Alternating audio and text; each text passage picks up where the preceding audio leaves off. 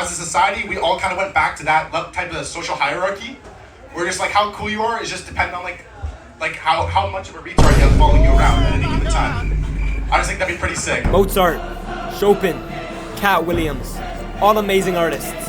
But one art transcends them all, the art of comedy. So we decided to take our shot at it.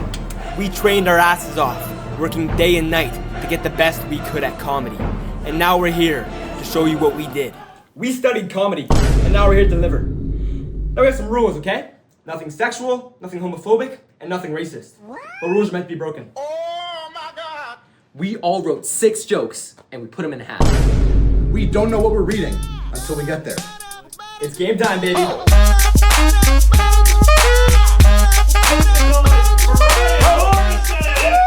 going on? Let's get it started up, guys. Come on. I keep seeing articles about Sean Diddy Combs. You see that? What the fuck did that guy actually do? Like, what did he fucking do? I'm so confused. Twisting parties?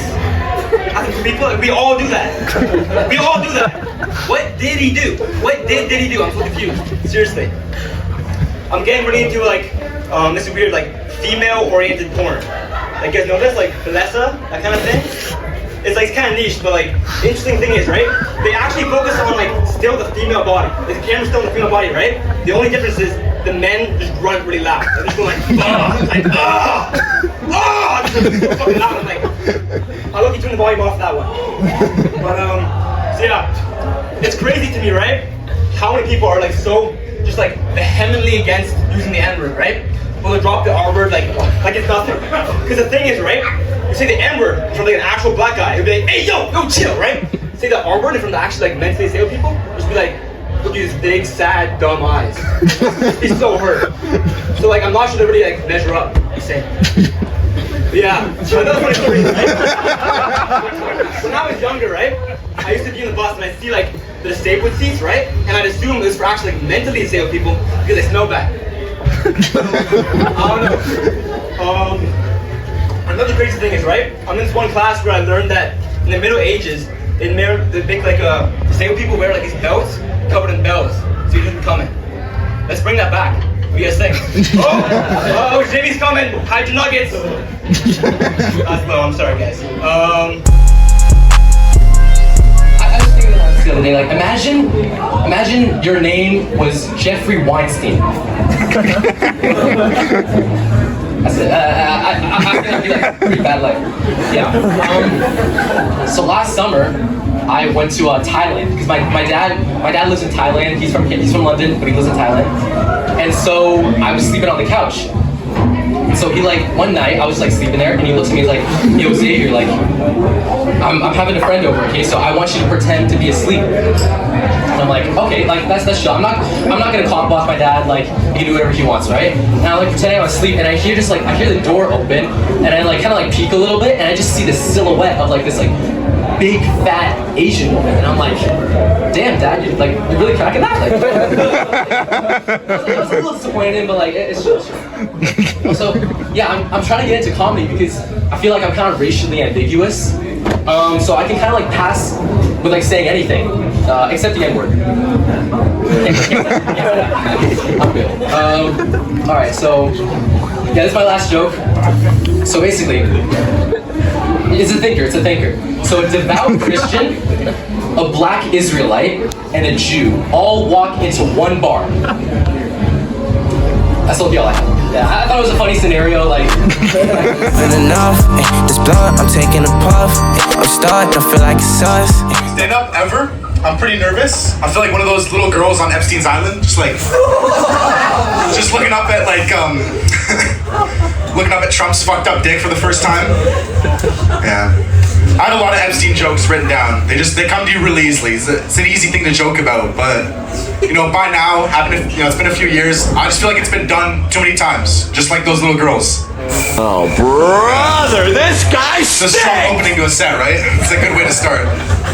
I went and got dinner before I came here, and I was like, I want to try something new. I went to this new Ethiopian place downtown. They didn't have any food. Yeah. So you guys know how, like 500 years ago, right? Like medieval times, you know, if you were the shit, right? You just hire someone to dress up funny and like entertain you guys, like a jester. You guys know? So I've been taking a lot of history classes, right? In university. Something I learned is that most of these jesters, right? Were just like random like mentally handicapped people that would make funny noises. And they just kind of like kidnap them and dress them up funny and bring them in. And I was like, damn, that's fucked up. But I think it'd be really cool if, as a society, we all kind of went back to that type of social hierarchy, where just like how cool you are is just dependent on like how much of a culture you have to follow around. I just think that'd be pretty sick. Okay, so I go to Western, and we just had club week, okay? There's a lot of weird clubs at Western. Like we got a schizophrenics club. What's that all about? We're just trying to gather as many schizophrenic people like in a basement, see what they come up with. Maybe it's just one guy, because you need like a certain amount of people to sustain a club. Maybe it's just one guy in a basement, like who every Wednesday just meeting, keep the numbers up. There's also an Israeli club. They don't like advertise their meetings or anything. There's a lot of students for that. So they meet like underground. You gotta go through the tunnels and stuff to find out. I remind you, if you guys don't know, Israel's like CIA. They post like tweets every time they have like an assassination. So they assassinated this one guy while he was in the shower, and they tweeted out, and I quote, we killed him in the shower like a dog.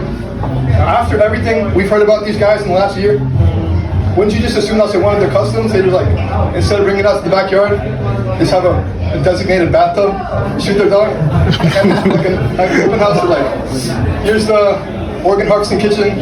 Over here we got the dog sacrificing back to the bathtub. I still live at home because I go to Western. I've lived in London my whole life, and I don't really like cooking. I don't really like my family's cooking, so I tend to buy Uber Eats a lot, right? And I feel guilty because my mom's still cooking, so I like sometimes have to like sneak down at like 1 a.m., grab a big ass bag of Popeyes, bring it back inside, and sometimes my mom will catch me. And I feel like that's the closest feeling I'll ever have to like my wife catching me cheating on her. Like she's like turning away. I feel like Tony Soprano when he brings like a mistress back home, and he's like, his wife's banging on, it's just like, who the hell is Wendy? And I'm like, it's pronounced Wendy's. She's a redhead. We have a beautiful relationship. Yeah. I don't know if this was the right place to talk about the Israeli jokes.